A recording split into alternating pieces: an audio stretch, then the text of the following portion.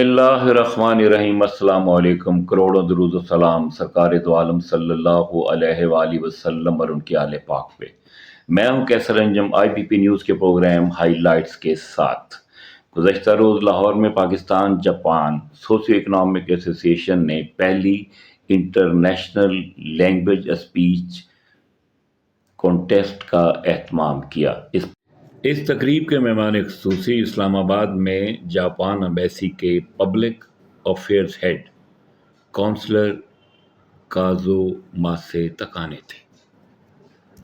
इस तकरीब का इनेकाद का मकसद दुनिया की अहम मुआशी क़ुव्वत जापान की कौमी ज़ुबान जापानी को पाकिस्तान में सिखाने की बेहतरीन काविश है। इस हकीकत को नज़रअंदाज नहीं किया जा सकता कि पाकिस्तान की सनती और मुआशी तरक्की में जापान का भी अहम किरदार है। पाकिस्तान में कारसाजी, मोटरसाइकिल और मुख्तलिफ मसनूआत तैयार करने वाले इदारे बेहतरीन मिसाल हैं। इस तकरीब का एहतमाम PJSA की प्रेसिडेंट मिस सितारा आरिफ ने किया, जिन्होंने शब रोज़ दिल की गहराइयों से पाकिस्तान में जापानी ज़ुबान सिखाने के लिए काम किया। इनकी काविश से जापानी ज़ुबान सीखने वालों में न सिर्फ पंजाब बल्कि KPK, गिलगित बल्तिस्तान और दीगर इलाकों के तलबा और तालबात शामिल हैं। PJSA की पहली इंटरनेशनल लैंग्वेज स्पीच कॉन्टेस्ट में 35 तलबा और तालबात ने हिस्सा लिया।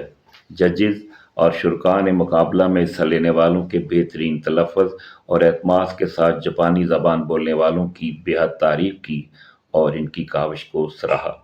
मुकाबला में हिस्सा लेने वाले 5 तलबा और तालबात को इनामात से नवाजा गया।